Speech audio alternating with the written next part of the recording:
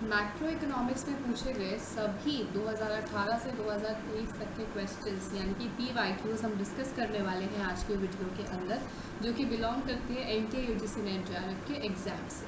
तो जिन्होंने पहली बार मुझे ज्वाइन किया है, मैं उन्हें बता देती हूँ कि मेरा नाम सिमरन सहगल है और मैं अपने चैनल माइंडर इकोनॉमिक्स पर तैयारी करवाती हूँ NTA UGC नेट JRF के एग्ज़ाम की, जिसके लिए मैंने ये सीरीज़ जो है स्टार्ट करी है फॉर योर जून 2023 अटैम्प्ट, जिसमें मेरा नारा है आप सबके लिए कि इस बार JRF पार, जिसमें मैं आप पूरी मेहनत कर रही हूँ कि आपका जो JRF है वो क्लियर हो पाए।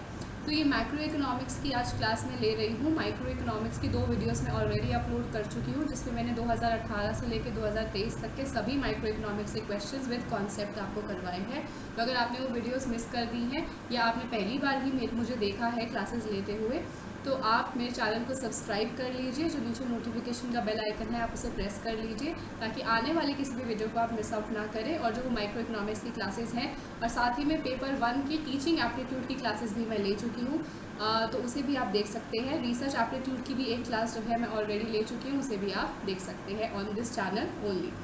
तो चलिए बिल्कुल भी देरी नहीं करते हैं, हम आगे बढ़ते हैं अपने वीडियो के अंदर। तो ये मेरा कुछ ब्रीफ इंट्रोडक्शन है जिन्होंने पहली बार ज्वाइन किया है उनके लिए, जो पुराने हैं उनके लिए भी। जैसे कि मैंने पहले ही बताया, मेरा नाम सिमरन सहगल है। मैं पिछले 3 से ज़्यादा साल मुझे हो चुके हैं वैसे इकोनॉमिक्स पढ़ाते हुए, और पेपर 1 पढ़ाते हुए मुझे 1 साल तकरीबन हो चुका है। मैंने खुद 2 बार UGC नेट JRF एग्ज़ाम जो है वो क्वालिफाई किया है। मेरा एक आर्टिकल पब्लिश है in Optima and economics magazine on the given ISBN number on your screen. मैंने काफ़ी रिसर्च प्रोजेक्ट्स पर भी काम किया है। मैं एक दिल्ली गवर्नमेंट स्कॉलरशिप होल्डर भी हूँ। तो ये लिस्ट है आपके पास, जिससे आप डिसाइड कर सकते हैं कि आपको मुझसे क्यों पढ़ना चाहिए। चलिए, तो सबसे पहले हम बात करते हैं अपने लेटेस्ट पेपर की, ठीक है, विच इज़ दिसंबर 2022, जो कि हमारा मार्च में हुआ था, ठीक है। आई गेस सेकेंड मार्च और 3 मार्च को आपका ये पेपर हुआ था 2023 के अंदर ही। उसके शिफ्ट 1 के क्वेश्चन हम सबसे पहले डिस्कस करेंगे अबाउट मैक्रो इकोनॉमिक्स। चलिए तो आगे बढ़ते हैं। सबसे पहला क्वेश्चन है आपके सामने, the sticky price model is, ठीक है। स्टिकी प्राइस मॉडल के अंदर आपसे पूछा गया है कि आपका एग्रीगेट डिमांड कर्व या एग्रीगेट सप्लाई कर्व की शेप कैसी होती है, ठीक है। तो स्टिकी प्राइस मॉडल जो है वो आपका सबसे पहले तो एग्रीगेट सप्लाई से रिलेटेड है, ठीक है। तो ऑटोमेटिकली आपका जो ये 3rd और 4th है ये तो गलत हो जाता है। एग्रीगेट डिमांड के बारे में तो यहाँ पर बात नहीं है। यहाँ पे एग्रीगेट सप्लाई के बारे में बात है, वो भी शॉर्ट रन एग्रीगेट सप्लाई के बारे में बात है, ठीक है। क्या बात है? शॉर्ट रन एग्रीगेट सप्लाई के बारे में बात है। तो ऑब्वियसली यहाँ पे लॉन्ग रन एग्रीगेट सप्लाई कर जो है वो डिलीट हो जाएगा और आंसर आपका ऑटोमेटिकली शॉर्ट रन हो जाएगा। चलो, जिस बच्चे को इतना भी आता होगा वो भी इस क्वेश्चन को अटेम्प्ट कर सकता था, लेकिन मैं आपको पूरी इसके पीछे की थ्योरी बता देती हूँ कि Y short run aggregate supply curve is upward sloping, ठीक है। क्यों हमारा short run aggregate supply curve जो है वो इस तरीके का दिखता है, ठीक है। यानी कि यहाँ पे हमारी क्वांटिटी है, यहाँ पर प्राइस है, this is our aggregate supply curve. यानी कि जैसे जैसे हमारा प्राइस इंक्रीज कर रहा है वैसे वैसे हमारा आउटपुट क्या हमारी सप्लाई भी इंक्रीज कर रही है। अब आप सब कहेंगे मैम ये तो बिल्कुल ठीक बात है कि जब भी हमारा प्राइस इंक्रीज करेगा तो हमारा आउटपुट जो है वो तो इंक्रीज करेगा ही करेगा। क्यों? बिकॉज ऑफ इंक्रीज मार्जिन्स, ठीक है। हमारे जो इंक्रीज प्रॉफिट होंगे, प्रॉफिट मार्जिन्स होंगे, उसकी वजह से हम इंड्यूस हो जाएंगे, जो प्रोड्यूसर्स हैं वो इंड्यूस हो जाएंगे, ल्योर हो जाएंगे कि प्राइस बढ़ गया है मार्केट में, तो हमें क्या करना चाहिए? आउटपुट ज़्यादा करना चाहिए या फिर सप्लाई ज़्यादा करनी चाहिए। अब देखो ये जो कॉन्सेप्ट है ना कि प्राइस इंक्रीज हो गया है, ये कॉन्सेप्ट होता है आपका लॉन्ग रन में, ठीक है। शॉर्ट रन के अंदर आपके जो प्राइजेज होते हैं वो रिजिड होते हैं, वो स्टिकी होते हैं, ठीक है, वो फ्लेक्सिबल नहीं होते हैं, जो कि हमारी कॉन्सेप्ट आया था ग्रेट डिप्रेशन के टाइम पर। हम सब ने देखा था that prices were not changing, prices जो हमारे थे वो स्टिकी थे, वो रिजिड हो चुके थे। जो क्लासिकल्स ने कहा था कि जो प्राइजेज होते हैं वो मार्केट मैकेनिज्म के ऊपर बेस होते हैं, डिमांड सप्लाई के फोर्सेस पे बेस होते हैं, फ्लेक्सिबल होते हैं, फ्लेक्सिबल प्राइजेज होते हैं, फ्लेक्सिबल वेजेस होते हैं, अपने आप ही एडजस्ट हो जाते हैं मार्केट में। तो एज ये जो सिनेरियो था आपका 1930s या 1929 के ग्रेट डिप्रेशन के अंदर ख़त्म हो गया था, ठीक है। इसके ऊपर काफ़ी ज़्यादा डिबेट हो चुकी थी कि भाई अब तो आ ही नहीं रही, वापस से इक्विलिब्रियम आ ही नहीं रहा वेजेस के अंदर भी, ना ही हमारे प्रोडक्ट मार्केट के अंदर। तो ये जो सिचुएशन थी आपकी that was happening because of this concept of sticky prices या फिर रिजिड प्राइजेस, कि शॉर्ट रन के अंदर आपके जो प्राइजेस होते हैं या जो वेजेस होती हैं वो चेंज नहीं करती हैं इतनी आसानी से, ठीक है, कांस्टेंट रहते हैं वो। लेकिन लॉन्ग रन के अंदर ऐसा होता है कि आपके जो प्राइजेस और वेजेस हैं वो फ्लेक्सिबल हो जाए, ठीक है, जो कि क्लासिकल्स ने कहा था। चलो, तो अब इसके पीछे दो रीजंस हैं आपके एग्रीगेट सप्लाई के ज़्यादा होने के। क्या रीज़न है? एक तो है आपका वेज की रिजिडिटी और एक है आपका प्रोडक्ट प्राइस की रिजिडिटी, ठीक है, दोनों के अंदर ही रिजिडिटी है। जब वेज के अंदर रिजिडिटी क्यों है भाई? वेज के अंदर रिजिडिटी है क्योंकि लेबर कॉन्ट्रैक्ट्स होते हैं आपके, ठीक है, आपने कॉन्ट्रैक्ट कर रखा होता है लेबर के साथ, जो आपके लॉन्ग टर्म के अंदर ही चेंज किया जा सकता है, शॉर्ट टर्म में चेंज नहीं किया जा सकता, ठीक है।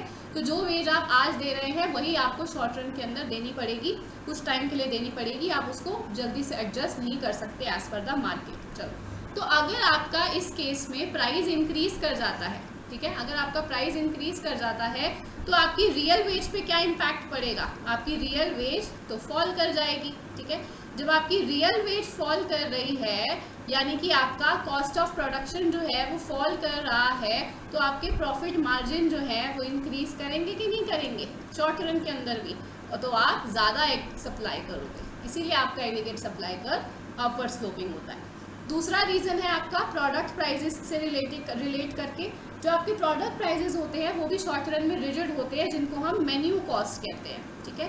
मेन्यू कॉस्ट क्या होता है कि जब आप अपने प्राइजेस चेंज करते हो ना, तो आपको पूरा अपना मेन्यू जो है वो चेंज करना पड़ जाता है, उसको प्रिंट करने की जो कॉस्ट आती है उसको आप मेन्यू कॉस्ट कहते हो, ठीक है। जो आपका मेन्यू होता है, सिंपली जब आप किसी भी बिजनेस को चलाते हैं तो आपकी एक प्राइस लिस्ट होती है, उस प्राइस लिस्ट को चेंज करने में भी आपकी कॉस्ट जाती है प्रिंटिंग वगैरह की।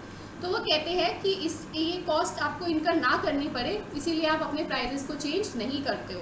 अब नाउ फॉर एग्जांपल आपका इन्फ्लेशन आ जाती है मार्केट में, या प्राइस इंक्रीज कर जाते हैं मार्केट में, लेकिन आपने तो अपने मेन्यू को चेंज नहीं किया, ठीक है, आपके प्राइजेस तो फिक्स्ड ही रहे, तो लोग क्या सोचेंगे? लोग सोचेंगे कि आप सस्ता बेच रहे हैं, ठीक है। मार्केट में तो क्या है, इन्फ्लेशन है, महंगाई है, लेकिन आप सस्ता बेच रहे हो, अभी भी आप उतने ही प्राइजेस पे बेच रहे हो, तो इससे क्या होगा? आपकी सेल्स इंक्रीज हो जाएगी।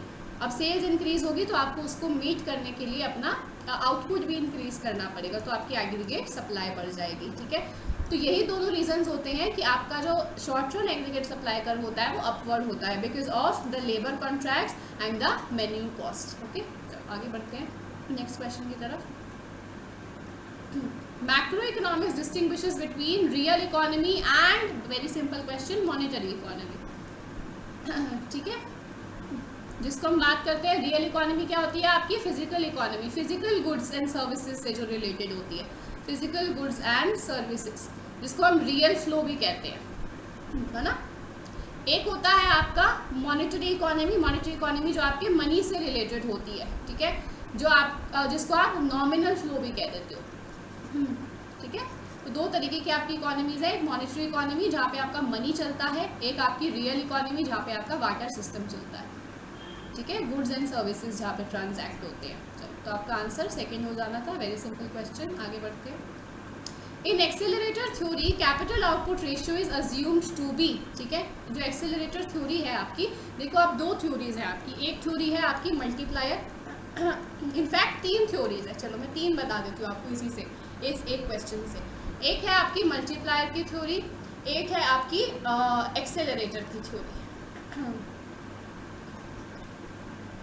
ये मल्टीप्लायर की थ्योरी आपकी दी है कीन्स ने, एक्सेलरेटर की थ्योरी आपकी दी है क्लार्क ने, ठीक है। चलो, तो ये जो मल्टीप्लायर की थ्योरी है ना, मल्टीप्लायर की थ्योरी कहती है कि जब आप इकोनॉमी के अंदर कुछ इनिशियल इन्वेस्टमेंट करते हैं, ठीक है, कुछ इनिशियल कैसी इन्वेस्टमेंट, ऑटोनॉमस इन्वेस्टमेंट जब आप करते हैं, तो उससे क्या होता है, आपकी जो इनकम है इकोनॉमी के अंदर, या जो आउटपुट है आपका इकोनॉमी के अंदर, वो कई मल्टीपल्स में इंक्रीज हो जाता है। फॉर एग्जांपल, अगर आपने आज इकोनॉमी के अंदर 1000 रुपये की इन्वेस्टमेंट करी है, तो उससे आपकी इकोनॉमी में इनकम 1000 या फिर 1000 से कई गुना ज़्यादा बढ़ जाएगी। सो this is called multiplier effect, ठीक है। चलो, एक्सेलरेटर थ्योरी क्या कहती है? एक्सेलरेटर थ्योरी कहती है जब मल्टीप्लायर इफेक्ट से आपकी इनकम बढ़ती है ना, ठीक है, जब आपकी इनकम बढ़ती है या आपका आउटपुट बढ़ता है, तो उससे इकोनॉमी के अंदर और एडिशनल इन्वेस्टमेंट आती है, आप और ज़्यादा पैसा अपनी इन्वेस्टमेंट के ऊपर लगाते हैं। ये कौन सी इन्वेस्टमेंट होती है? ये इंड्यूस्ड इन्वेस्टमेंट होती है। ठीक है। So when there is a change in income due to increase in investment, you are talking about multiplier effect. When there is increase in investment because of change in income, then there is accelerator effect. ठीक है, तो ये दो effects के बारे में बात होती है यहाँ पर। अब इन दोनों इफेक्ट्स को जब कंबाइन कर दिया जाता है ना, इन दोनों इफेक्ट्स को जब हम कंबाइन कर देते हैं तो हमारा कॉन्सेप्ट आता है सुपर मल्टीप्लायर का। कौन सा कॉन्सेप्ट आता है? सुपर मल्टीप्लायर का, जो किसने दिया है? सैम विल्सन ने दिया है। ठीक है, देखो एक क्वेश्चन से आपको तीन थ्योरी समझ में आई, एक थी मल्टीप्लायर की, एक एक्सेलरेटर की और एक सुपर मल्टीप्लायर की। ठीक है, चलो तो यहाँ पे आपका क्वेश्चन था कि कैपिटल आउटपुट रेशियो यहाँ पर क्या होता है। तो कैपिटल आउटपुट रेशियो हम यहाँ पर कांस्टेंट मान के चलते हैं, ये हमारी अजम्पशन होती है। ठीक है, एक्सेलरेटर थ्योरी में कैपिटल आउटपुट रेशियो क्या है? This is K/Y। That means to maintain a given level of income आपको अपनी कितनी कैपिटल की ज़रूरत है। ठीक है, कितनी कैपिटल आपको लगानी पड़ती है to maintain a given level of income या to maintain a given level of output. तो ये हमने माना है कि ये कांस्टेंट होता है।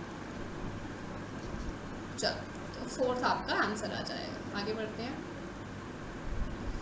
गवर्नमेंट स्पेंडिंग इज, ठीक है, गवर्नमेंट स्पेंडिंग क्या है? So a second element of autonomous expenditure. Now what is autonomous expenditure? Autonomous expenditure होता है जो आपका इनकम के ऊपर डिपेंड नहीं कर रहा है। ठीक है, चलो ऑटोनॉमस एक्सपेंडिचर आपका हो जाता है C bar which is autonomous consumption, I bar autonomous investment and G bar autonomous government spending. ठीक है, चलो दिस इज ऑटोनॉमस एक्सपेंडिचर हमारा। साथ में आपका एक्सपोर्ट्स भी आ जाते हैं। ठीक है, नेट एक्सपोर्ट्स भी आ जाते हैं, ये भी आपका ऑटोनॉमस एक्सपेंडिचर है। तो अब वो कह रहे हैं कि आपका सेकंड एलिमेंट जो होता है वो ऑटोनॉमस एक्सपेंडिचर का गवर्नमेंट स्पेंडिंग होता है। अब देखो यहाँ पे आप इसको इधर भी लिख सकते हो, इसको इधर भी लिख सकते हो, तो उससे फ़र्क नहीं पड़ता, तो आप इसको सेकंड एलिमेंट कंसीडर कर सकते हो। लेकिन आगे पढ़ लेते हैं क्या क्वेश्चन है। To be controlled by the policy makers, policy makers control करते हैं, बिल्कुल सही, गवर्नमेंट हमारी कंट्रोल करती है गवर्नमेंट स्पेंडिंग को। Does not depend directly on the level of income, ये लेवल ऑफ इनकम पे डिपेंड नहीं करता है, बिल्कुल गवर्नमेंट स्पेंडिंग जो है वो सोशल वेलफेयर पे डिपेंड करता है। ठीक है, आपकी इकोनॉमी के अंदर वेलफेयर कैसा है लोगों का, अगर वेलफेयर बेकार है तो आप ज़्यादा स्पेंडिंग करोगे, अगर वेलफेयर ठीक है तो आप कम स्पेंडिंग करोगे। तो ये इनकम के ऊपर डिपेंड नहीं करता। ठीक है, तो ये भी ठीक है, ये भी ठीक है, दो स्टेटमेंट ठीक है, तो तीसरी को भी हम मान सकते हैं, ऑल्दो ये कम्प्लीटली करेक्ट नहीं है, बट स्टिल फोर्थ आपका सही आंसर हो जाएगा, ऑल ऑफ द। आगे बढ़ते हैं। Which of the following formula is used to measure the tax multiplier? Tax multiplier आपको निकालना है। ये वैसे मैं आपको ऑलरेडी बता चुकी हूँ, अगर आपने मेरी मैक्रो इकोनॉमिक्स की वो देखी होगी, आपने अगर मेरी मैराथन देखी है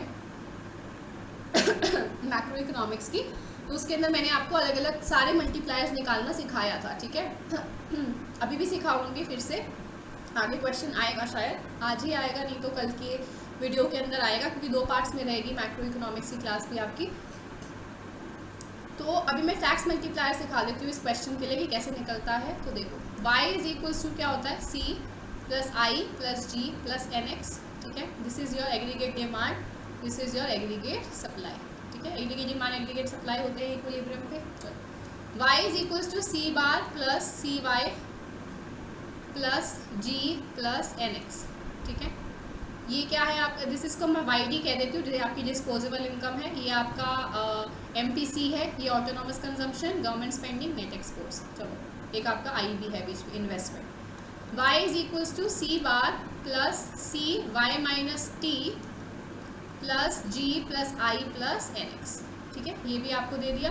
डिस्पोजेबल इनकम क्या होती है? इनकम माइनस टैक्सेस, वो इनकम जो आपकी कंजम्पशन के लिए बची है after paying your income tax. चलो अब हम इसको ओपन कर लेते हैं ब्रैकेट को, C bar plus CY minus CT plus G plus I plus NX। ठीक है, चलो अब लाइक टर्म्स को साथ में ले लेते हैं। This will be 1 minus C into Y is equals to C bar minus CT plus G plus I plus NX।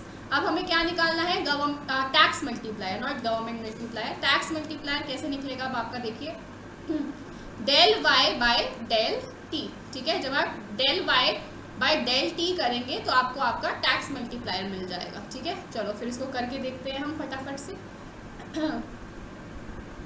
So 1 minus C into del Y by del T is equals to minus C, which gives del y by del t is equals to minus c upon 1 minus c। अब c क्या है आपका, MPC था, मैंने पहले ही बताया था, तो this is minus MPC divided by 1 minus MPC। तो कौन सा ऑप्शन हो गया आपका, first option is the right option. चलो आगे बढ़ते हैं क्वेश्चन में। Money supply in the ISLM model is assumed to be. Money supply आपके ISLM मॉडल में कैसी होती है, रियल मनी सप्लाई होती है, ठीक है। रियल मनी सप्लाई मैंने आपको बता रखा है, वैसे तो ISLM मॉडल मैंने अच्छे से अपनी अनअकैडमी की प्रोफाइल पर करा रखा है, ठीक है। Although I am not teaching eight Unacademy right now, ठीक है। I am not promoting Unacademy on my platform, but क्योंकि मैंने क्लासेस बहुत अच्छे से ली थी, बहुत मेहनत से ली थी, और वो काफ़ी ज़्यादा आपके लिए यूज़फुल रहेंगी। स्पेशल क्लासेस है, फ्री ऑफ कॉस्ट है, तो इसीलिए मैं बस अपनी प्रोफाइल को आगे प्रमोट कर रही हूँ कि आप वीडियोस जो है वो देखिए, आपका फ़ायदा हो जाएगा उससे, ठीक है। तो आप ISLM मॉडल मैंने अच्छे से उसमें करवा रखा है, अगर आपके पास टाइम है, आप करना चाहते हो तो आप कर सकते हो।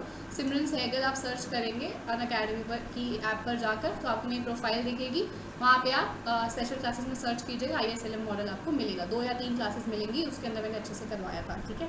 चलो तो होता क्या है, IS कैसे डिराइव होता है, y is equals to C plus I plus G plus NXC, ठीक है। This is your IS, product market equilibrium. IS क्या दिखाता है आपका, product market equilibrium, goods market equilibrium. LM क्या दिखाता है आपका, मनी मार्केट इक्विलिब्रियम, ठीक है। LM की इक्वेशन कैसे मिलती है, where your money demand is equals to your money supply होता है। तो इसीलिए मैंने आपको बताया था, यहाँ पे जो आपकी मनी डिमांड है वो मनी सप्लाई की इक्वल होती है, और जो आपकी मनी सप्लाई होती है ये रियल मनी सप्लाई होती है। इसको हम M/P लिखते थे, ठीक है। ये नॉमिनल मनी सप्लाई, ये आपका प्राइस, तो जब आप डिवाइड करेंगे तो आपको रियल मनी सप्लाई मिलेगी, ठीक है। I hope this is clear to everyone. ये होता था ना हमारा M/P is equals to KY minus HI, ये पूरी इक्वेशन होती थी हमारी LM की, है ना। चलो आगे बढ़ते हैं। Which of the following statements are correct, इनमें से कौन सी स्टेटमेंट आपकी अब ठीक है। चलो, according to the accelerator model investment demand is proportional to change in GDP। क्या बोला इन्होंने, एक्सेलरेटर के हिसाब से इन्वेस्टमेंट डिमांड जो होती है आपकी चेंज इन GDP के प्रोपोर्शनल होती है। चेंज इन GDP को आप इनकम भी लिख सकते हो, तो this is change in Y by change in income. यही मैंने एक्सेलरेटर अभी आपको समझाया, जब आपकी इनकम में चेंज आता है उससे आपकी इंड्यूस इन्वेस्टमेंट बढ़ जाती है, ठीक है, इकोनॉमी के अंदर। तो ये बिल्कुल ठीक है आपका। Next, real rate of interest is a nominal rate of interest plus inflation rate, this is wrong, this is Fisher effect, ठीक है। फिशर इक्वेशन जो आपकी है, फिशर इफेक्ट क्या होता है, this is real interest rate is equals to nominal interest rate minus inflation rate, not plus inflation rate, it is minus inflation rate. Next, the higher the real interest rate, the higher is the rental cost of capital। बिल्कुल, जितना ज़्यादा आपका interest rate होगा, real interest rate होगा, उतना ही ज़्यादा आपकी cost of capital भी होगी। बिल्कुल ठीक है ये। Investment is a stock concept, no it is a flow concept. Investment आपकी फ्लो कॉन्सेप्ट होती है, it is measured over a period of time. Next है आपका residential investment is low when mortgage interest rate are high. बिल्कुल ठीक है ये। Y, क्योंकि अगर आपका इंटरेस्ट रेट ज़्यादा है, यानी कि आपका कॉस्ट ऑफ बोरोविंग जो है वो बहुत ज़्यादा है, आपकी लोन की जो बोरोविंग है, मॉर्टगेज क्या है आपका लोन जो आपको लेना चाहते हो, उसके ऊपर आपका इंटरेस्ट रेट बहुत ज़्यादा है, तो कॉस्ट ऑफ बोरोविंग आपकी बढ़ जाएगी, तो अब आप इन्वेस्टमेंट कम करेंगे, रेजिडेंशियल इन्वेस्टमेंट अब आप कम करेंगे, ठीक है। लोन कम लेंगे आप, होम लोन्स कम लेंगे। चलिए, तो ये आपकी ठीक हो जाएगी। So A, C and E are the right answers. Second option आपका ठीक हो जाएगा। आगे बढ़ते हैं। Arrange the following in chronological order starting from the oldest relating to theory of money, ठीक है। ये थ्योरी ऑफ मनी डिमांड में से क्वेश्चन है, आपको क्या करना है, ऑर्डर में लगाना है इसको, ठीक है। ये आपका PYQ है, बहुत पहले के PYQ में पूछा गया था, जो 13-14 के PYQ के अंदर, ठीक है। चलो, मैं आपको सबकी डेट्स बता रही हूँ, अरेंज आप खुद से कर सकते हैं, आप बहुत स्मार्ट हैं, ठीक है। अरेंज आप कर लीजिएगा, डेट मैं सबकी बता देती हूँ। पैक्ट इनकम का है आपका रियल बैलेंस इफेक्ट थ्योरी का नाम भी मैं साथ में बता रही हूँ। This is real balance effect of Don Patinkin, it is given by in 1956। ठीक है, फिशर का है आपका, ये क्लासिकल थ्योरी है फिशर की, it was given in 1911। Friedman की जो थ्योरी है इट इज़ एक second 1956। This is restatement of quantity theory of money, again this is 1956। Then Marshall की थ्योरी है cash balance approach, this is cash balance approach in 1923। Then ये भी आपका cash balance approach है Keynes का भी, ये भी 1923। ठीक है, I hope this is clear to everyone. तो इसको अब आप मैच कर लीजिएगा, या आंसर मैं आपको बता देती हूँ इसका आंसर क्या है, आप मैच बाद में कर लीजिएगा जब आप देख रहे होंगे ये वीडियो। तो इसका आंसर है सेकेंड। ठीक है, चलिए आगे बढ़ते हैं। Partisan theory views macroeconomic policy outcomes as the result of ideologically motivated decisions by the leaders of different political parties। तो पार्टीसन व्यू, इसके अंदर ही आपको वर्ड दिख रहा है पार्टीज। ठीक है, तो पार्टीसन थ्योरी क्या होता है, आपके जो मैक्रो इकोनॉमिक आउटकम्स निकल कर आते हैं, जो भी आपके मैक्रो इकोनॉमिक वेरिएबल्स के आउटकम्स निकल कर आते हैं, वो किससे रिलेटेड होते हैं या किस चीज़ से मोटिवेटेड होते हैं, वो इस चीज़ से मोटिवेटेड है कि जो आपके पॉलिटिकल लीडर्स हैं वो क्या डिसीजंस ले रहे हैं। ठीक है, जो भी डिसीजंस आपके पॉलिटिकल लीडर्स ले रहे हैं, जो भी आपके डिसीजंस पॉलिटिकल अलग अलग पॉलिटिकल पार्टीज ले रही हैं, जो भी उनके डिफरेंट व्यूज़ हैं, उससे जो आपके मैक्रो इकोनॉमिक पॉलिसी आउटकम्स निकल कर आते हैं, वही पार्टीसन थ्योरी में लिखा गया है। ठीक है, तो this is right. Next, the parties represent constituencies with different preference concerning macro economic variables. Parties क्या दिखा रही हैं, पार्टीज रिप्रेजेंट करती हैं कि एक मैक्रो इकोनॉमिक वेरिएबल के से रिलेटेड उनके क्या अलग अलग प्रेफरेंसेस हैं। फॉर एग्जांपल क्या क्या प्रेफरेंसेस हैं, फॉर एग्जांपल एक पार्टी कहती है कि हम इन्फ्लेशन को सही समझते हैं लेकिन अनएम्प्लॉयमेंट नहीं होनी चाहिए इकोनॉमी में, और एक पार्टी कहती है नहीं हम इन्फ्लेशन को गलत समझते हैं, अनएम्प्लॉयमेंट चाहे हमारी इकोनॉमी के अंदर हो जाए। तो दोनों पार्टीज़ के अपने अलग अलग व्यूज़ हैं। Clear, so this is right, और ये इसका करेक्ट रीज़न भी है। सो फर्स्ट आपका सही हो जाएगा। आगे बढ़ते हैं। चलिए, इसी के साथ आपका दिसंबर 2022 का शिफ्ट 1 का पेपर कंप्लीट होता है। अब हम शिफ्ट 2 के ऊपर चलते हैं। फर्स्ट क्वेश्चन है, the negative network externality in which a consumer wishes to own an exclusive और unique good such as specially design sports car. ठीक है, जब आप किसी यूनिक गुड की डिमांड करते हैं ना, या आप किसी यूनिक गुड को खरीदना चाहते हैं, फॉर एग्जांपल एक स्पेशली डिज़ाइन स्पोर्ट्स कार है या एक स्पेशल पेंटिंग है, ठीक है, ऐसी चीज़ों की जब आप डिमांड करते हैं तो उस इफेक्ट को हम कहते हैं स्नॉब इफेक्ट। ठीक है, मैंने आपको डिफरेंट काइंड्स ऑफ इफेक्ट करवा रखे हैं मैराथन के अंदर मैक्रो इकोनॉमिक्स की, तो आप उस मैराथन को ज़रूर से देख लीजिएगा, मेरे चैनल पर आपको मिल जाएगी। इस वीडियो के एंड पे भी मैं डाल दूँगी उसका लिंक, तो आप देख सकते हो, नीचे आपको डिस्क्रिप्शन में भी उसका लिंक मिल जाएगा, तो उसे आप ज़रूर से देख लीजिएगा। काफ़ी इंपॉर्टेंट थी वो, पिछली बार भी काफ़ी बच्चों को हेल्प हुई थी, इस बार भी आपको हेल्प हो जाएगी। ठीक है, उससे मैंने सारे जो ये इफेक्ट्स हैं सारे के सारे इफेक्ट्स आपको उसमें समझाए हुए हैं। ठीक है, चलो आगे बढ़ते हैं हम। अच्छा, ये क्वेश्चन मैं आपको बता देती हूँ। वैसे तो बैंड वेगन क्या होता है, भेड़ चाल। ठीक है, बैंड वेगन इफेक्ट क्या है, क्योंकि आपका पड़ोसी खरीद रहा है तो आप भी खरीदोगे, क्योंकि दुनिया खरीद रही है चीज़ को तो आप भी खरीदोगे। फॉर एग्जांपल दुनिया आईफोन खरीद रही है तो आपको भी खरीदना है। ठीक है, दुनिया नाइकी के शूज़ खरीद रही है जॉर्डन वाले, तो आपको भी खरीदने हैं। ठीक है, so this is bandwagon effect. आगे बढ़ते हैं। The Keynes animal spirit are closely associated with. ठीक है, अब कीन्स ने एनिमल स्पिरिट जो कॉन्सेप्ट है वो क्या मतलब है एनिमल स्पिरिट का।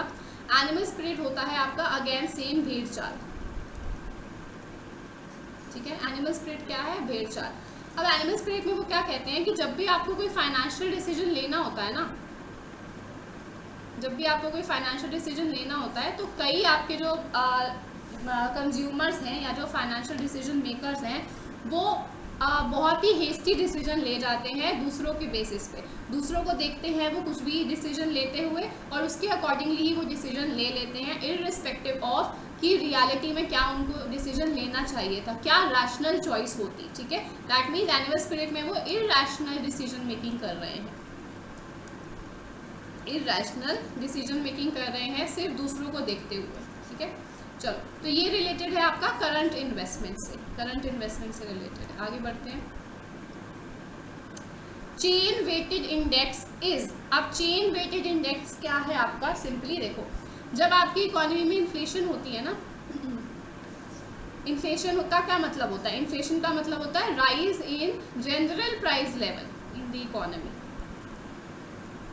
ठीक है, rise in general price level, यानी कि आपकी इकोनॉमी का जनरल ऑन एन एवरेज जो प्राइस लेवल है वो इंक्रीज कर रहा है। अब ज़रूरी तो नहीं है ना कि हर गुड का जो प्राइस है वो सेम प्रपोर्शन में इंक्रीज करे, कुछ गुड्स होंगे जिसमें हायर प्रपोर्शन में इंक्रीज कर रहा होगा, ज़्यादा आपका इंक्रीज किया होगा प्राइस, कुछ गुड्स होंगे जिसमें लोअर प्रपोर्शन में इंक्रीज किया होगा, कम प्राइस इंक्रीज हुआ होगा। तो ये जो चेन वेटेड इंडेक्स है वो यही कहता है कि आप इन्फ्लेशन को कैसे मेजर कीजिए, आप जिन गुड्स के अंदर ज़्यादा इन्फ्लेशन हुई है उसको आप हाई वेट दीजिए, हाई वेट्स असाइन कीजिए, ज़्यादा इंपॉर्टेंस दीजिए, और जिन गुड्स के अंदर आपकी लो इन्फ्लेशन हुई है, कम प्राइस इंक्रीज हुआ है, उसे आप लोअर वेट्स दीजिए, ठीक है, कम उन्हें आप वेट्स दीजिए, कम इंपॉर्टेंस दीजिए। So this is your entire chain weighted index. इसमें आपका आंसर क्या हो जाना चाहिए, ये तो गलत है, ये भी गलत है। Next, a method for calculating changes in prices that use an average of base year from neighbouring years, ये ठीक है आपका, ठीक है। थर्ड जो ऑप्शन है आपका ये ठीक है, इसी चीज़ से ये रिलेटेड है, चेन वेटेड इंडेक्स से। तो आगे बढ़ते हैं। देखो यहाँ पर है ना, an index that measure how the prices of goods and services included in GDP change, no, GDP से तो कोई लेना देना यहाँ पर है नहीं, ठीक है, यहाँ पर सिर्फ आपका चेंज इन प्राइसेस से ही लेना देना होता है। आगे, if the consumption function passes through the origin and APC is equals to MPC, then it must be, अब ये कौन सा है, कुज़नेट्स का कर्व है, कुज़नेट्स का कंजम्पशन कर्व या कुज़नेट्स का कंजम्पशन फंक्शन। कुज़नेट्स का कंजम्पशन फंक्शन क्या कहता है, यही कहता है कि APC और MPC जो है वो बराबर होते हैं आपके, ठीक है, इसीलिए आपका कंजम्पशन फंक्शन ओरिजिन से पास होकर निकलता है। कीन्स का कंजम्पशन फंक्शन कैसा होता है, कीन्स के कंजम्पशन फंक्शन के अंदर आपका जो there is some autonomous consumption, वो इस वर्टिकल इंटरसेप्ट से स्टार्ट होता है फिर इंक्रीज करता है, ओरिजिन से स्टार्ट नहीं होता। ये कीन्स का है, ये कुज़नेट्स का है, ठीक है। चलो, तो कुज़नेट्स का कैसा है, लीनियर विदाउट एनी इंटरसेप्ट, बिल्कुल आपका कोई इंटरसेप्ट नहीं होता। नॉन लीनियर नहीं होता, लीनियर ही होता है। Linear with negative intercept, with positive intercept, कोई इंटरसेप्ट होता ही नहीं है इसका, ठीक है, कहीं पे ना। इंटरसेप्ट क्या होता है, या तो आप वाई एक्सिस पे टच कर रहे हो तो दिस इज वर्टिकल इंटरसेप्ट, अगर आप एक्स एक्सिस पे टच कर रहे हो ग्राफ को तो दिस इज हॉरिजॉन्टल इंटरसेप्ट, ठीक है। लेकिन यहाँ पर कोई भी इंटरसेप्ट नहीं है, ये ओरिजिन से पास होता है कुज़नेट्स का, ठीक है। चलो आगे बढ़ते हैं। अब हम रैशनल एक्सपेक्टेशन व्यूज इंक्लूड, अब आपके रैशनल एक्सपेक्टेशंस क्या कहती हैं। पहली बात तो रैशनल एक्सपेक्टेशन आपका दिया किसने है, this is given by John Muth in the year 1961, ठीक है। चलो, तो रैशनल एक्सपेक्टेशंस आपकी क्या कहती हैं, रैशनल एक्सपेक्टेशंस कहती हैं कि जब भी आप कोई डिसीजन मेक करते हो ना अपनी सोसाइटी के अंदर, या अपना कोई भी इकोनॉमिक डिसीजन जब आप लेते हैं तो आप रैशनली वो डिसीजन लेते हैं, यानी कि आपकी जो एक्सपेक्टेशंस होती हैं वो हर चीज़ को मद्देनज़र रखते हुए होती है। आप पास्ट को भी देखते हो और आप अपने करंट सिनेरियोस यानी कि प्रेजेंट को भी आप एनालाइज करते हो, देन आप अपने डिसीजंस लेते हो, ठीक है।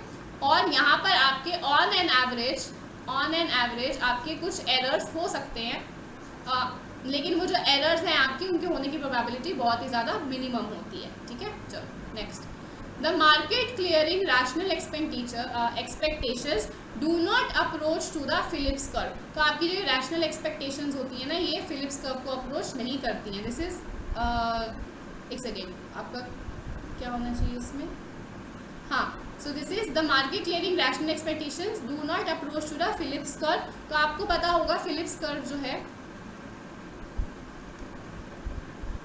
वो 3 एक्सपेक्टेशंस पर बेस्ड होता है। एक आपका है स्टैटिक एक्सपेक्टेशंस, जो कि आपका AW फिलिप्स ने ही दिया है। नेक्स्ट है आपका अडैप्टिव एक्सपेक्टेशंस, जो आपका फेल्प्स ने दिया है, शायद फेल्प्स ने दिया है या किसने, फ्रीडमैन, ये मैं आपको बताती हूँ अभी, एक सेकेंड। ये नेक्स्ट है आपका रैशनल एक्सपेक्टेशंस पर based, which is given by John Muth. ठीक है, चलो रैशनल एक्सपेक्टेशन आपकी जॉन मुट ने ही दी है।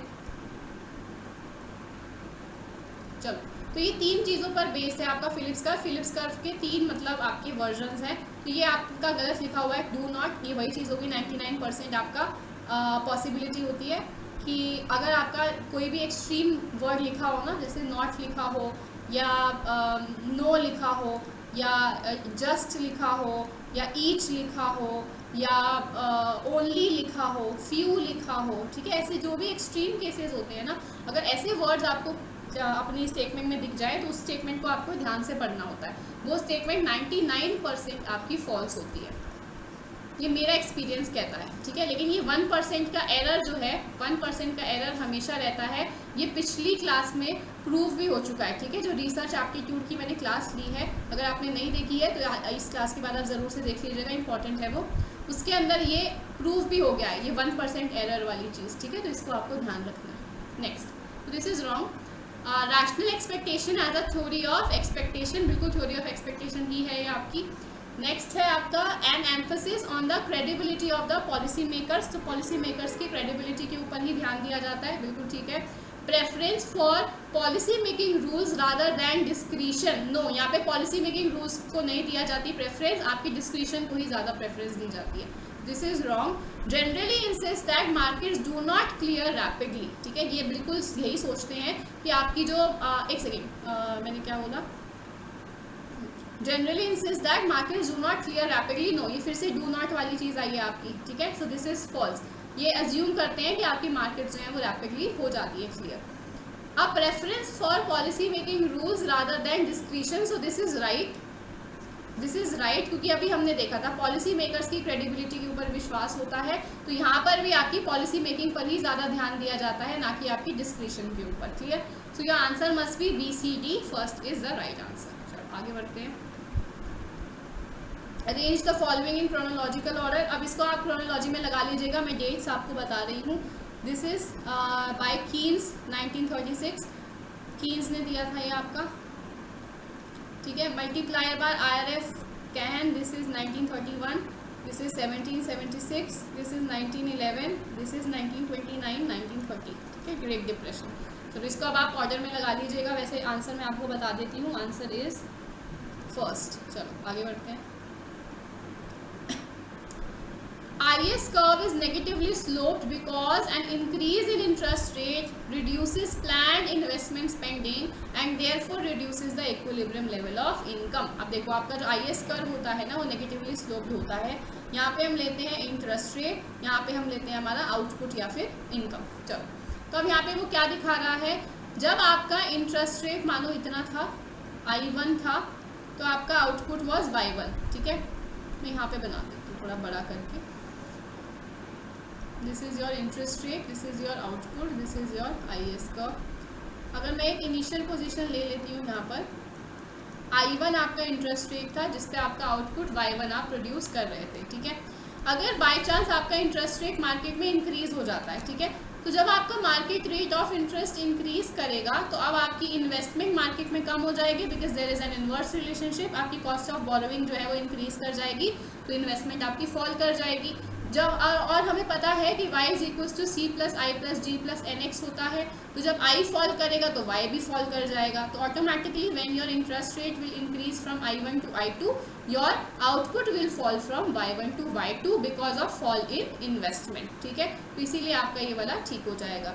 Next, the smaller the multiplier and less sensitive investment spending is to changes in the interest rate, the steeper is the IS curve. ठीक है, अब ये मैं आपको ना अच्छे से बता देती हूँ कि स्टीप कब होता है, फ्लैट कब होता है IS कर्व। एक सेकेंड, चलो, तो ये आप अच्छे से नोट डाउन कर लीजिएगा। ISLM बहुत ज़्यादा इंपॉर्टेंट है, इसमें से आते हैं क्वेश्चन आपके पेपर में। ठीक है ना, तो जो मैं अभी आपको करवाने वाली हूँ उसको आप ढंग से लिखिएगा। चलिए, एक है आपका IS कर्व, एक है आपका LM कर्व। IS कर्व या तो आपका हो जाएगा स्टीप या तो होगा आपका फ्लैट। अब स्टीप का मतलब क्या होता है, that your slope is more, आपका स्लोप ज़्यादा है। फ्लैट का मतलब क्या होता है, your slope is less. Similarly LM curve भी आपका या तो स्टीप होगा या फ्लैट होगा। स्टीप कब होगा, यानी कि स्टीप का क्या मतलब है, स्लोप इज मोर, यहाँ पे क्या मतलब है, स्लोप इज लेस। ठीक है, चलो IS कर्व जो है वो कैसा दिखेगा आपका, जब स्टीप होगा तो आपका दिखेगा ऐसा। ठीक है, जिसका स्लोप कम है, this is your IS curve. Flat में कैसा दिखेगा, फ्लैट में दिखेगा ऐसा। ठीक है, LM कर्व कैसा दिखेगा आपका, स्टीप दिखेगा आपका LM कर्व ऐसा, क्योंकि अपवर्ड स्लोपिंग होता है। फ्लैट कैसा दिखेगा, फ्लैट दिखेगा ऐसा। ठीक है, is this clear to everyone? यहाँ तक आपको क्लियर होगा कि शेप कैसी होगी, स्लोप कैसा होगा, ये सब कुछ। IS की इक्वेशन अब आप देखिए क्या होती है। IS की इक्वेशन होती है I is equals to A bar by B minus Y into 1 minus C by B। ठीक है, अब ये A बार बाय B क्या है, A बार क्या है पहले ये देख लीजिए। A bar is your autonomous spending,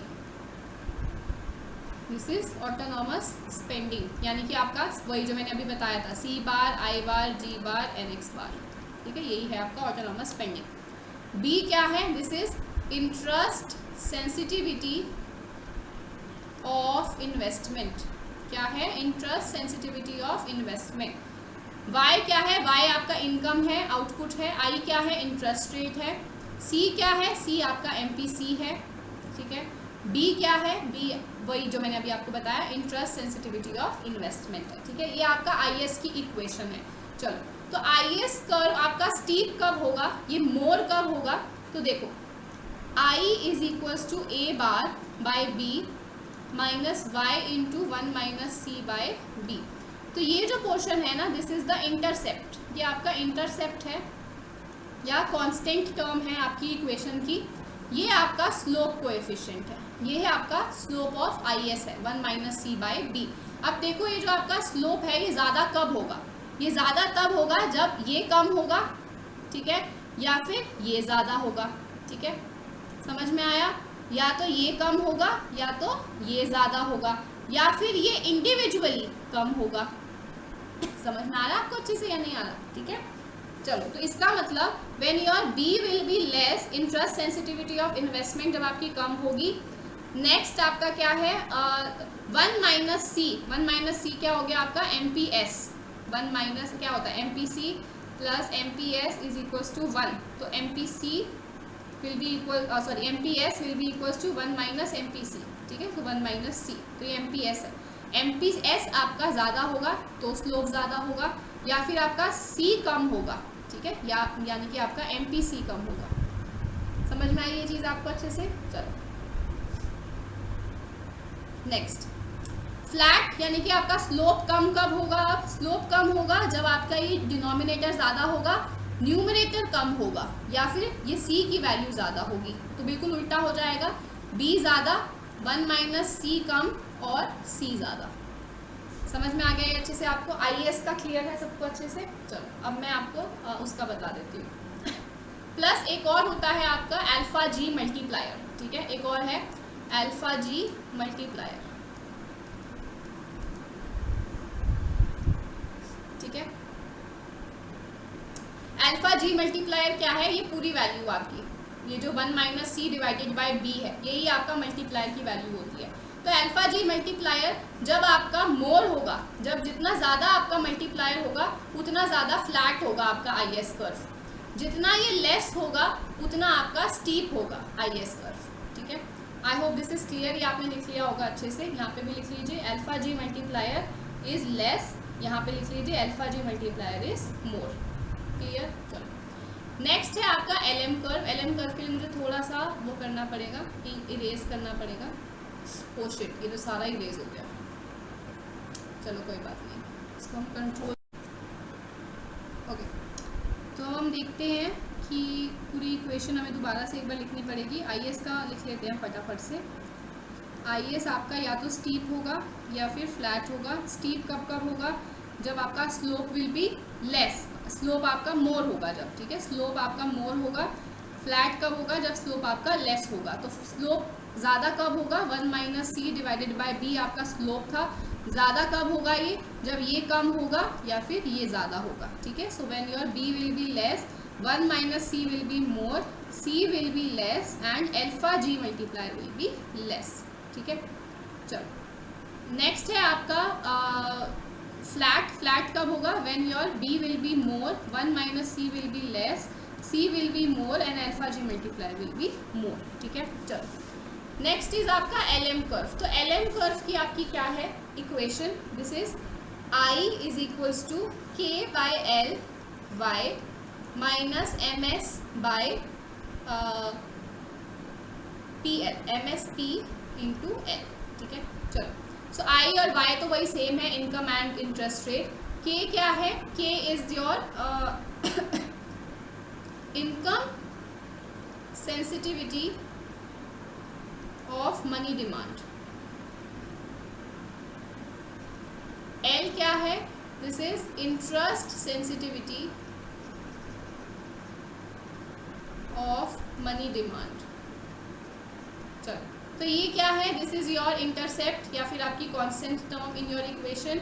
ये क्या है? This is the slope. तो स्लोप क्या है आपका? के बाय एल। तो चलो लिख लेते हैं हम। एल एम का स्टीप हो सकता है स्लोप या फिर फ्लैट हो सकता है। स्टीप कब होगा? जब स्लोप ज़्यादा होगा। फ्लैट कब होगा? जब स्लोप लेस होगा। मोर कब होगा? When your K will be more and L will be less, ठीक है। तो लिख लो K will be more and L will be less. उल्टा फ्लैट कब होगा? When your K will be less and L will be more, ठीक है। So your K will be less and L will be more. I hope this is clear to everyone. ये conditions आप अच्छे से अपने एक नोटबुक के अंदर लिख लीजिए, ये आपको काफ़ी ज़्यादा यूज़ में आएगी। चलो तो अब इसका हम देख लेते हैं आंसर अपना फटाफट से। सो ये तो ठीक था, हमारे एक स्टेटमेंट हमने देखी थी। So the smaller the multiplier and the less sensitive the investment spending. Smaller the multiplier यानी कि अल्फा जी हमारा कम है and less sensitive investment spending to changes in interest rate, यानी कि हमारा बी भी लेस है।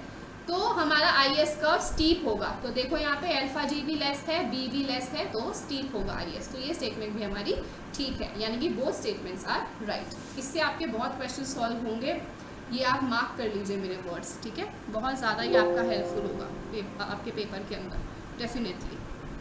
चलो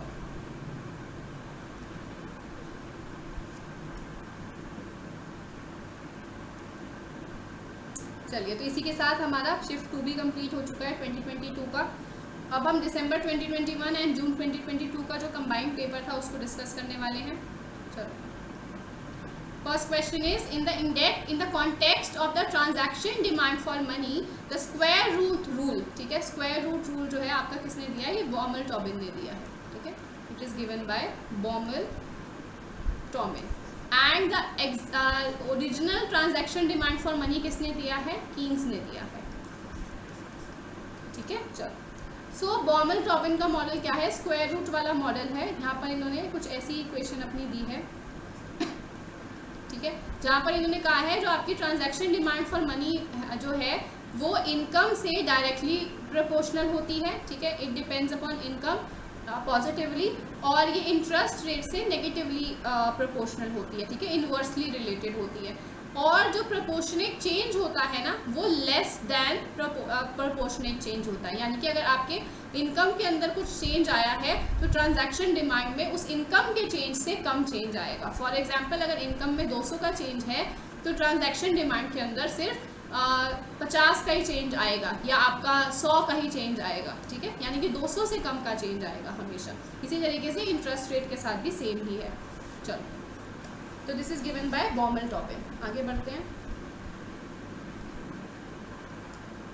अरेंज द डिफरेंट स्कूल्स, ये भी आपको पूरा सीक्वेंस दे रखी है, इसकी भी मैं आपको दे देती हूँ,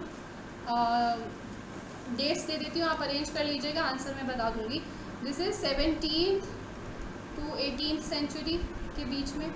केनेडियन इकोनॉमिक्स आपकी आती है 19 दिस इज 19 36, केनेजियन आपकी 1936 या 1929 भी कह सकते हो आप, जब आपका वो आया था ग्रेट डिप्रेशन। क्लासिकल इकोनॉमिक्स आपकी 1776 से आती है। देन न्यू केनेजियन आपकी आती है 1990 से, और ये 1974 से, मॉनेटरिस्ट का जो रेवोल्यूशन है, ठीक है। चलो, तो ये चीज़ आपको ध्यान देनी है, ये सारी डेट्स हैं। आंसर इसका मैं आपको बता देती हूँ, आंसर इज़ 4th। इसको आप अरेंज करके देख लीजिएगा। आगे बढ़ते हैं। चलो, तो ये आपको मैच करना है कुछ, ठीक है। तो सबसे पहले तो मुझे यही दिख रहा है, फिलिप्स कर्व की इक्वेशन। फिलिप्स कर्व क्या होता है? इन्फ्लेशन और अनएम्प्लॉयमेंट के बीच में एक इनवर्स रिलेशनशिप, ठीक है। तो ये मुझे साफ साफ दिख रहा है अपना, वेज इन्फ्लेशन और अनएम्प्लॉयमेंट के बीच में इनवर्स रिलेशनशिप AW फिलिप्स ने दिया है। तो बी का फर्स्ट हमको ढूंढना है। सो बी का फर्स्ट हमारा इसी में ही है, फर्स्ट ऑप्शन में। तो फर्स्ट ऑप्शन हमारा करेक्ट हो गया, एक से ही पता चल गया। लेकिन और भी देखते हैं हम। Next, profit as a reward of innovation. Innovation आपकी जोसेफ शिम्पीटर है, ये आपका ग्रोथ एंड डेवलपमेंट वाली थ्योरीज में है। ये आपका, ये मैं करवाऊंगी आपको थ्योरी जब ग्रोथ एंड डेवलपमेंट पे आएंगे हम। अभी के लिए बस मैच करने के लिए आप समझ लीजिए, यहाँ पे आप profit as a reward for innovation में जोसेफ शिम्पीटर से मैच कर दीजिए इसको सिंपली, ठीक है। सी का आपका 4th हो जाएगा। नेक्स्ट है, money supply and price level in an economy are indirectly proportional, ठीक है। मनी सप्लाई और price level, this is quantity theory of money, quantity theory of money, ठीक है। तो आपकी जो मनी सप्लाई है और जो प्राइस लेवल है वो इनडायरेक्टली प्रोपोर्शनल होते हैं, ये फिशर ने कहा है आपका। नेक्स्ट है आपका policy ineffective proposition which is given by Robert Lucas. तो ये भी आप मैच करके देख सकते हैं। आगे बढ़ते हैं हम। मेन्यू कॉस्ट, मेन्यू कॉस्ट अभी मैंने आपको थोड़ी देर पहले समझाई थी क्या होती है। तो मेन्यू कॉस्ट आपका दिया है किसने? It is given by which economist, कौन सा नाम नहीं है हमारा, this is new Keynesian, definitely this is new Keynesians. आपके वो कौन थे? इसके प्रोपाउंडर हैं आपके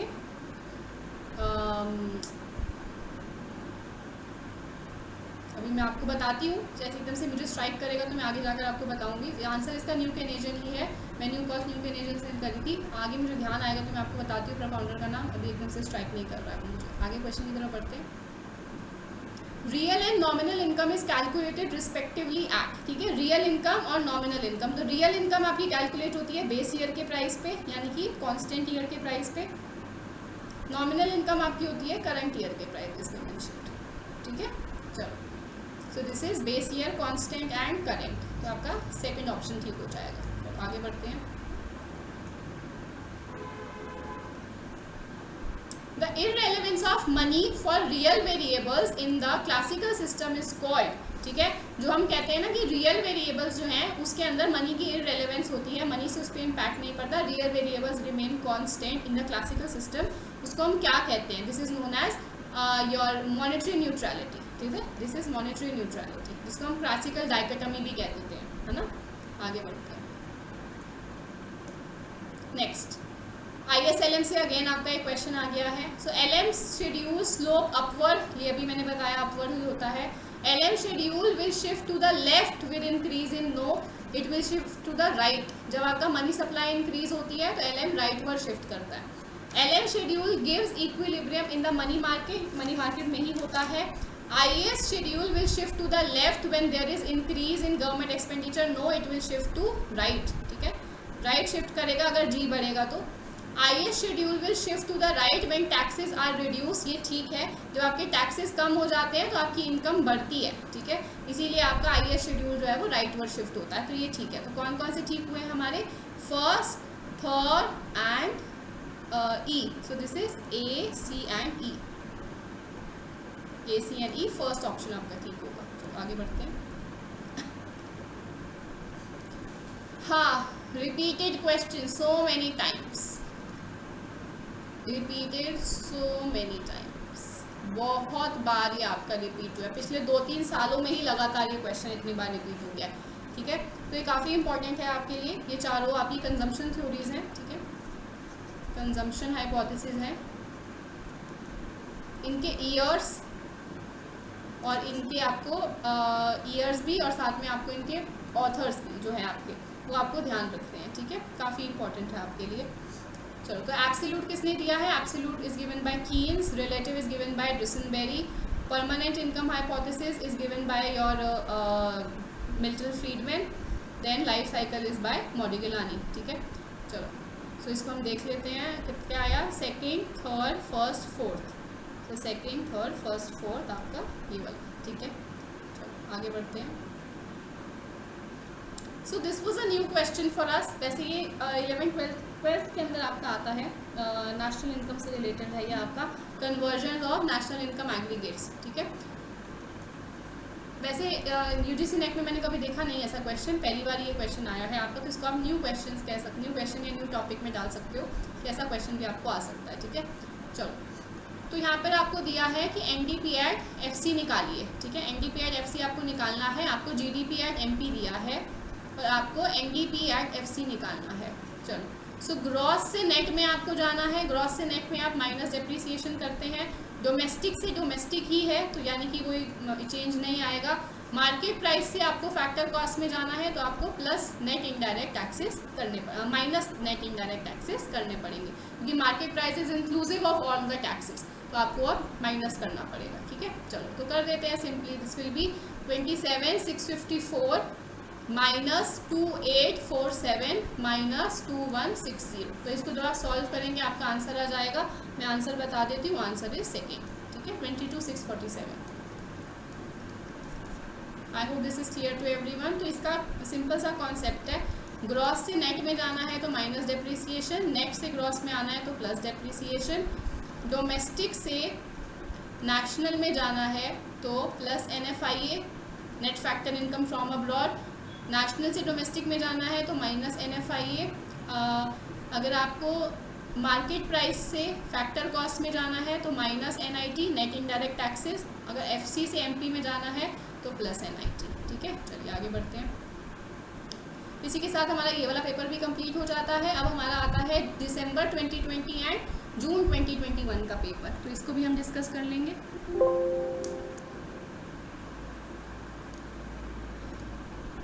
चलिए,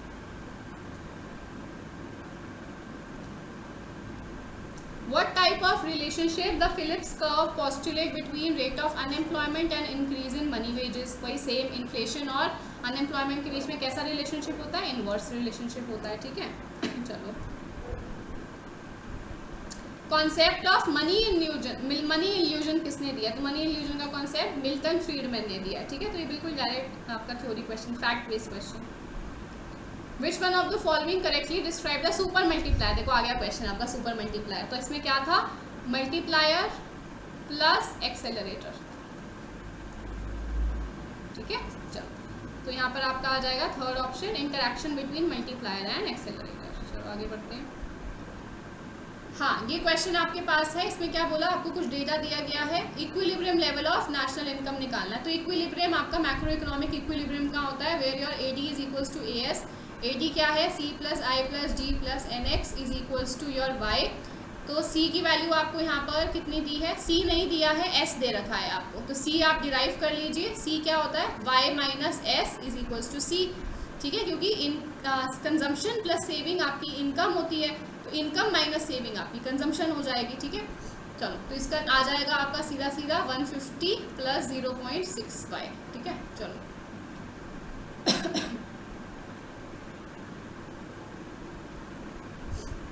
this is 150 plus 0.6y plus I आपको कितना दिया है? 50 प्लस 0.2y प्लस G आपको दिया है 50, NX आपको दिया नहीं तो 0 मान लीजिए, इज इक्वल्स टू y।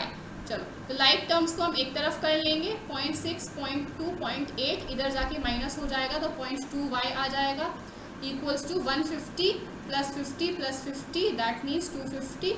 तो y आपका कितना आया? 250 डिवाइडेड बाय 0.2, दिस इज 1250। तो आपका second is the right answer. आगे बढ़ते हैं। Independence of real variables from changes in money supply and nominal variable is called. ठीक है, ये अभी मैंने आपको बताया था पीछे, दिस इज क्लासिकल डायकोटोमी। ठीक है, जब आप मनी सप्लाई का इम्पैक्ट नहीं देखते हो अपने रियल वेरिएबल्स के ऊपर, रियल वेरिएबल्स आर कांस्टेंट, उनका मनी सप्लाई का उन पर इम्पैक्ट नहीं पड़ता है, so this is known as classical dichotomy. आगे बढ़ते हैं। Which of the following will result in an investment multiplier of 4। ठीक है, इन्वेस्टमेंट मल्टीप्लायर का फॉर्मूलाज कुछ होते हैं, विच इज़, एक तो मैंने अभी आपको बताया था multiplier, which is delta Y by delta I, जो आपका कीन्स ने दिया है। एक आपका फॉर्मूला होता है 1/1 माइनस MPC, एक होता है 1/MPS। ठीक है, चलो, तो आपको देखना है कि 4 कहाँ पर आएगा। तो ये कंजम्पशन फंक्शन दिया है, तो 1/1 माइनस MPC का फॉर्मूला लगाइए। यहाँ पे 1 divided by 1 minus 0.25, this is equal to 0.75, this will be equals to 4/3, है ना। तो ये तो आपका नहीं आ रहा, 4 नहीं आ रहा। चलो इसको देखते हैं, this will be 1 divided by 1 minus 0.75, this is 1 divided by 0.25, this will be equals to 4। ये अब आपका 4 आ जाएगा। ठीक है, चलो ये वाले को करके देखते हैं। अब ये सेविंग्स फंक्शन है, तो अब 1/MPS आपका लगेगा। ठीक है, सो 1 divided by 0.25, this is again 4। इसको अगर आप करेंगे, दिस इज इन्वेस्टमेंट वाले का वैसे ही नहीं लगा सकते आप, तो इस यही आंसर आपका आ जाएगा B एंड C। तो 4th option is the right answer. Next, consider the following statement about rational expectation model. अब देखो ये दूसरा क्वेश्चन है आपका इतने 4 पेपरों के अंदर, रैशनल एक्सपेक्टेशन मॉडल। तो इसको आप अच्छे से कर लीजिए, आता है ये पेपर के अंदर। ठीक है, रैशनल एक्सपेक्टेशन मॉडल। चलो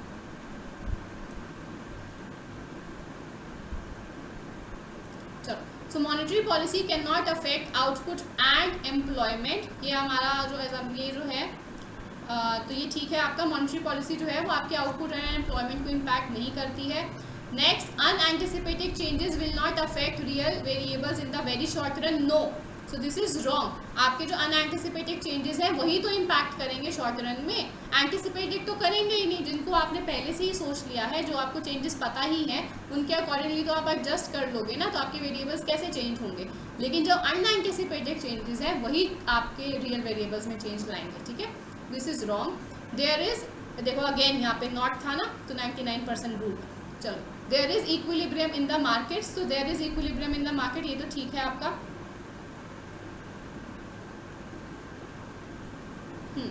ये तो ठीक है आपका, इक्विलिब्रियम तो होता ही आपका मार्केट्स में। नेक्स्ट है आपका economic agent use all relevant expectation. ये मैं आपको पहले बता चुकी, सारी एक्सपेक्टेशंस जितनी भी आपकी इन्फॉर्मेशन होती है वो सारी यूज़ करके आप अपनी एक्सपेक्टेशंस फॉर्म कर रहे हो। ठीक है, सो A B हटा दीजिए, बस B जिसमें भी है, तो ये नहीं होगा, ये नहीं होगा, ये नहीं, आपका फर्स्ट ऑप्शन ठीक होगा। आगे बढ़ते हैं। इन द कॉन्टेक्स्ट ऑफ इन्वेस्टमेंट के हिसाब से कौन सी स्टेटमेंट आपकी ठीक है। आप देखो ये वाला क्वेश्चन रिपीटेड अभी हमने किया थोड़ी देर पहले, क्वेश्चन आपके एग्जैक्टली भी रिपीट होते हैं। देखो, according to accelerator model investment demand is proportional to income. ठीक है, चेंज इन इनकम, वहाँ पे क्या लिखा था, proportional to change in GDP। ठीक है ना, चलो तो सेम है आपका, बस थोड़ा सा ही फर्क था इसके अंदर, तो ये तो ठीक है आपका A। Higher interest rate, higher is the rental cost of capital, तो ये भी बिल्कुल ठीक है। जितना ज़्यादा आपका रियल इंटरेस्ट रेट, उतनी ज़्यादा आपकी कॉस्ट ऑफ कैपिटल बढ़ेगी, ये भी हो गया। Interest is a stock, this is a flow variable. Real interest rate is equal to nominal plus inflation, तो मैंने क्या कहा था यहाँ पे माइनस इन्फ्लेशन होता है। ठीक है, चलो तो दिस इज रॉन्ग। आपका आंसर क्या आ जाएगा, A एंड B ओनली। आगे बढ़ते हैं। Arrange the following business cycles. चलो अब ये बिजनेस साइकिल्स आपको बताने हैं, इनको अरेंज करना है आपको इन ऑर्डर। तो मैं आपको बता देती हूँ ये बिजनेस साइकिल्स का ड्यूरेशन कितना कितना होता है, उसके अकॉर्डिंगली आप इसको अरेंज कर सकते हैं। This was a new question and a weird question also. ऐसा क्वेश्चन आपका पहले कभी पूछा नहीं गया, पहली बार ही पूछा गया था। तो मुझे मेरे हिसाब से तो ये काफ़ी बच्चों का उस टाइम गलत हुआ होगा।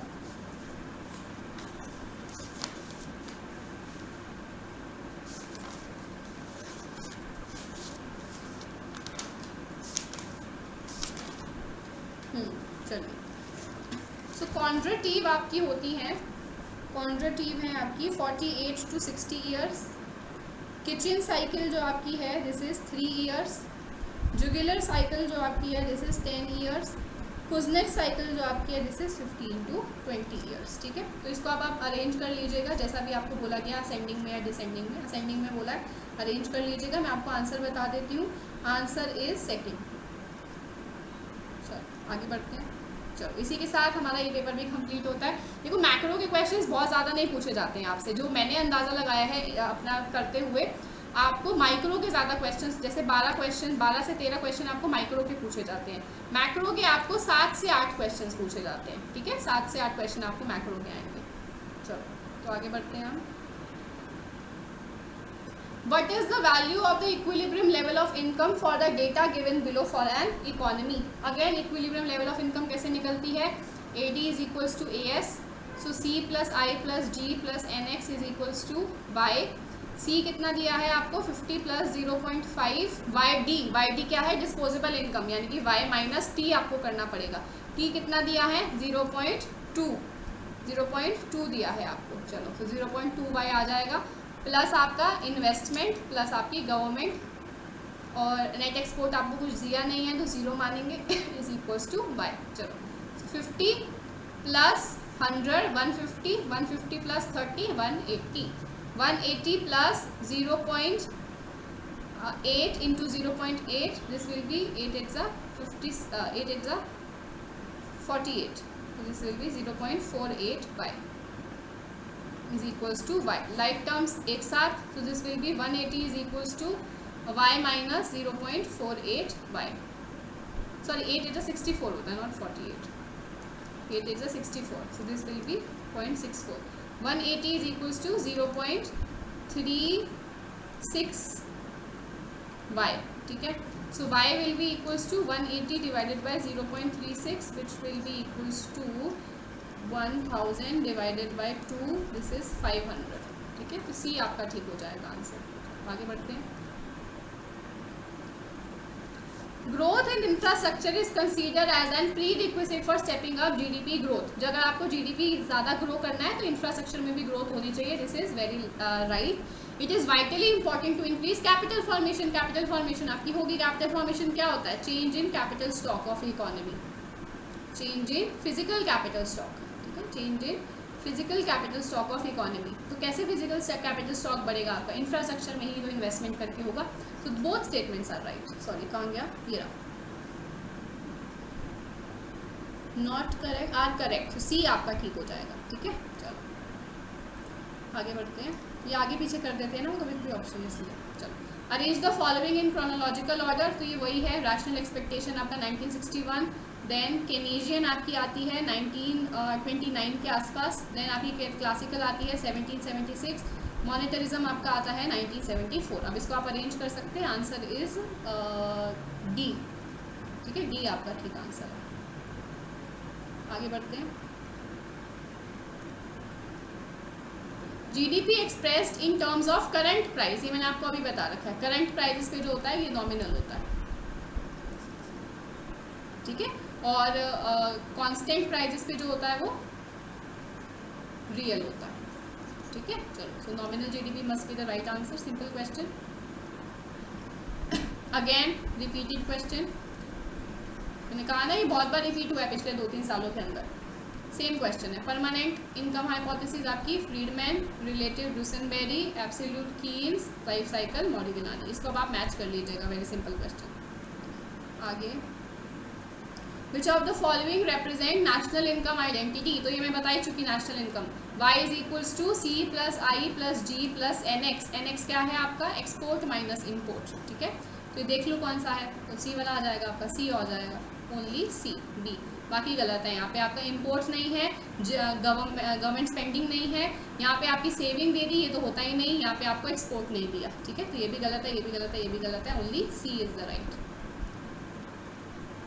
Next question, which of the following situation represents an economic investment in the national income calculation, ठीक है। इनमें से कौन सा आपका इकोनॉमिक इन्वेस्टमेंट? आप देखो नेशनल इनकम अकाउंटिंग में से पहले इतना ज़्यादा क्वेश्चंस नहीं आते थे, ठीक है। अब 2-3 सालों से आपसे नेशनल इनकम अकाउंटिंग में से क्वेश्चंस आ रहे हैं। अभी हमने देखा था एक कन्वर्जन वाला, और अब आपका ये नेशनल इनकम में क्या इंक्लूड होता है, क्या इंक्लूड नहीं होता, वो वाला क्वेश्चन आपका आ गया, ठीक है। चलो नेक्स्ट, तो इस क्वेश्चन को अब हम देखेंगे हम। Buying a newly constructed house for self occupation, अपने काम के लिए आपने घर खरीदा है, तो ये आपका इंक्लूड होगा, ठीक है, आपकी इकोनॉमिक इन्वेस्टमेंट है ये। नेक्स्ट, अगर आपने खुद रहने के लिए खरीदा होता ना तो फिर नहीं लिखते आप, लेकिन ये आपने अपने काम के लिए खरीदा है, इसीलिए आप इसको काउंट करोगे। बाइंग ऑफ न्यू शेयर्स, नहीं, शेयर्स जब आप काउंट करते हो तो ये आपकी इकोनॉमिक इन्वेस्टमेंट में काउंट नहीं होता। New car by publishing house for delivering books, again ये अपने बिजनेस के लिए आप कर रहे हो तो ये इन्वेस्टमेंट में इंक्लूड होगा।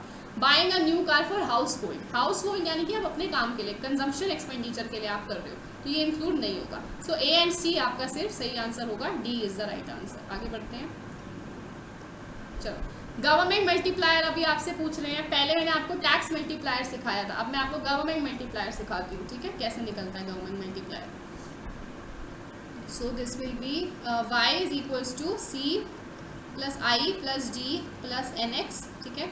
y will be equals to C bar plus C into 1 minus T, y is equals to plus I plus D plus N X. Now इसको हम इधर ले जाते हैं, लाइक टर्म्स को एक साथ कर देते हैं। This will be 1 minus T C into 1 minus T Y is equals to C bar plus I plus G plus N X, ठीक है। अब आपको निकालना है गवर्नमेंट मल्टीप्लायर जो del Y by del G होता है। अगर आपको इन्वेस्टमेंट मल्टीप्लायर निकालना है del Y by del I होता है।